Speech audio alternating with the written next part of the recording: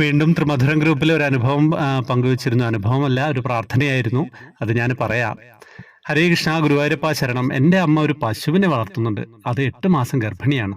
ഇന്നലെ വൈകുന്നേരം മുതൽ അതിൻ്റെ മുൻവശത്തെ ഒരു കാൽമുട്ടിന് നല്ല നീരുണ്ടെന്ന് അച്ഛൻ എന്നോട് വിളിച്ചു പറഞ്ഞു. വേദന കാരണം അത് കിടക്കുന്നില്ല, ഒരേ നിൽപ്പാണ്. ഞാൻ പോയി നോക്കി, ഡോക്ടറെ കൊണ്ടുവന്നു. ഡോക്ടർ ഇഞ്ചക്ഷൻ എടുത്തു, ടാബ്ലറ്റ് നൽകി.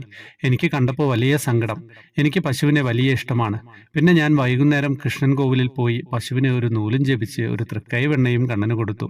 നൂൽ ജപത്തിന്റെ രസീത് എഴുതാൻ പോയപ്പോൾ പശുവിന്റെ പേരെന്താണ് എന്ന് ചോദിച്ചു. അമ്മ പേരൊന്നും ഇട്ടിട്ടില്ലായിരുന്നു.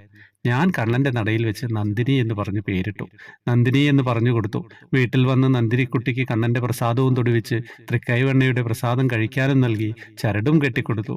വയ്യായികയൊക്കെ സുഖമായി, കാലുവേദന എല്ലാം മാറി നന്നായി കിടന്നുറങ്ങാൻ ഗുരുവായൂർ ഉണ്ണിക്കണ്ണൻ കുട്ടിയെ അനുഗ്രഹിക്കട്ടെ എന്ന് പ്രാർത്ഥിച്ചു. അപ്പോൾ ഇന്നത്തെ ഗ്രൂപ്പിൽ ഇതിൻ്റെ ഒരു മറുപടി തന്നെ ആ സഹോദരി ഇട്ടിട്ടുണ്ട്. നന്ദിനിക്കുട്ടിയുടെ വേദനയൊക്കെ മാറി സുഖമായിട്ടിരിക്കുന്നു എന്നുള്ള. എന്തൊരു സുഖമല്ലേ ആ നന്ദിനിക്കുട്ടി എന്നുള്ള പേരും. ഭഗവാന് പശുക്കിടാങ്ങളെ വീട്ടിൽ വളർത്തുന്നത് എന്ത് സുഖമുള്ളൊരു കാര്യമാണെന്നറിയോ. അതിനെക്കുറിച്ച് ഒന്നും പറയാനില്ല.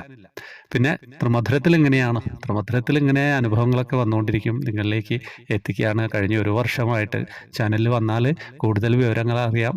ജോയിൻ ബട്ടണിലൂടെ വന്നു കഴിഞ്ഞാൽ വാട്സപ്പ് ഗ്രൂപ്പിലും പിന്നെ കൃഷ്ണവിഗ്രഹം വേണ്ടവർക്ക് ലിങ്ക് താഴെ കൊടുക്കുന്നുണ്ട്. ഹരേ കൃഷ്ണ.